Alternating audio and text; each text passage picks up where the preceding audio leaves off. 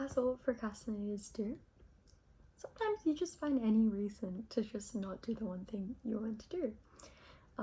Last exam period, instead of sitting down to study, instead of scrolling on Reels actually, which I'm kind of proud of because I can spend hours on there, I decided to sit down and journal because I wasn't feeling the best. And honestly, I only journal. This diary over here, I think I've had since 2022. I would say the first few pages are maths notes, which tells you the kind of person I am, but the very first entry is the 24th of October 2022. It is now almost 2025. But anyway, I don't journal very often, but when I do, it really is just my brain blurting out everything that I need to. And this particular exam period, I ended up writing around 12 pages just in that 1 hour. And so I just wanted to read out a few of my thoughts in case any of you guys related, or if it just felt a bit comforting to hear from someone else. So this was me. I think the hardest part is realizing everyone's got different ideas of their own success. This was me rethinking what I really wanted in the future. Out of fear, obviously, I was asking a lot of my loved ones for advice, and each person had different takes on it, of course, because each person grew up differently and saw themselves differently, ultimately had different goals in preparation for them. So the advice that they're going to give is, unless they're trying to sabotage you, of course, the advice that they'd give to themselves. But that doesn't really apply to you all the time, you know. I feel like a lot of the time we're so used to just taking, absorbing all this information, we don't know when to filter it out. I did have an analogy for this. Let me remember. If you are an indecisive person, which I am personally, I think even with the smallest things, you end up always asking someone else for advice. But one thing I learned a couple months ago that has truly changed the game for me is realizing that the one major time that you should never ask for advice is whenever it comes to personal aesthetics. Things like picking out a wallet. Someone else is always going to have a different perception to you. They're always going to have a different opinion. I might like the pink wallet, they might like the purple. They're gonna pick the purple for me, but even if I pick the purple because they said so, day will pass by and I'll be regretting, you know, why did I pick the pink wallet? I'm sorry, why didn't I pick the pink wallet? That's just with personal preferences, right? Things like choosing the right bag, choosing the right hairstyle, the right outfit to go to a concert. But what if it comes to bigger things like your life goals, right? Obviously, you're gonna want to ask people older than you are in your desired fields, but we don't need to take in everything all the time. So I kept going. There's no right answer. There's no wrong either. But sometimes when things don't immediately go to plan, you get paralyzed in the thought that, hell, maybe it's not for you. I've had people, well, not all my life, but more recently really, tell me what I should be, right? And like I said before, I don't know if I cut it out, but it is because of fear. Look at our economy right now. Look at the job market. Unless you have, certain connections or a certain degree, there's almost no guarantee that you're gonna get a job that is gonna satisfy you, really. So a lot of people will give you the advice to do certain things, and then you keep blindly pursuing it, and then when it doesn't work out straight away, you question if it's even right for you, right? Maybe it's not right for you, and maybe that's just you realizing that it's not right for you, but rather just something else that someone else told you to do, right? But maybe it is.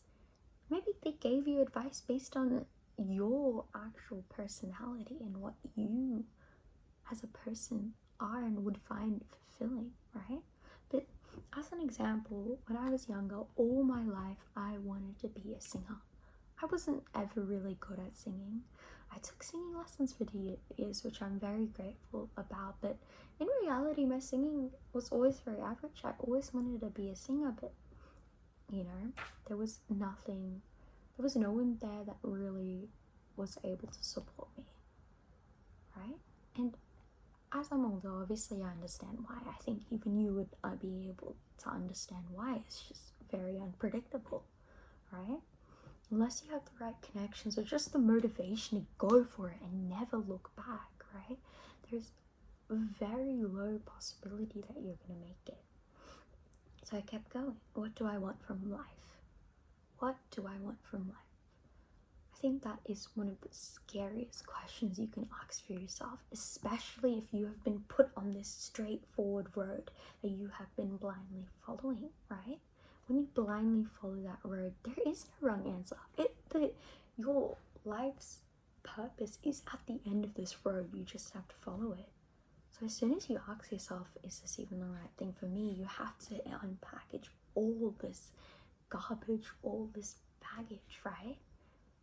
And once you do, you're just left with a room full of mess. There's so much to organize through. How long is it going to take?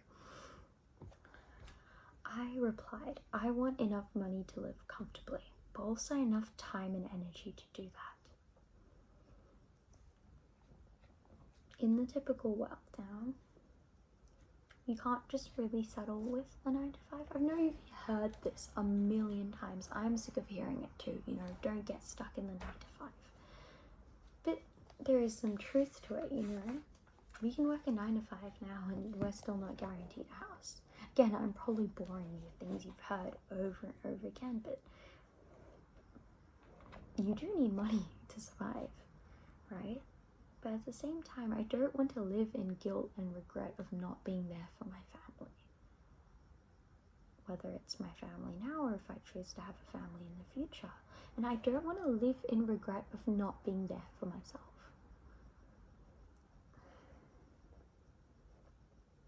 Ultimately, valuable money is what's going to give you that. Money either doing something you love or money that's just worth the time. What I also said is that what scares me is that most people who us lives are stuck like this, right? If you look everywhere, it seems like almost everyone is unhappy with where they are at. Whether it's because, you know, once you reach a goal, you always end up having another goal. You always end up having another one. And even if you don't have that goal, you grow quite a feeling past content, almost bleeding into being miserable. You can never be happy with what you have. And if you are comfortable, just keep on striving for the next thing. There will be times where you feel uncomfortable with that as well. So if I have this drive, I don't even know what it's for, right? I just know I have this drive. But if I have this drive and I want to change, what are the chances that I'm going to make it when almost everyone around me is stuck with the life that I so deathly fear, right? What makes me different from them? I'm not different from them. I'm the exact same as them. I can say all that I want. Oh no, it's different because I have motivation. Oh no, it's different because I did this, I did that. But in the end, we're all human. We have different upbringings. Of course we do. And of course that will always play a part, right? But I don't have anything special enough to drag me over the edge sometimes, I feel.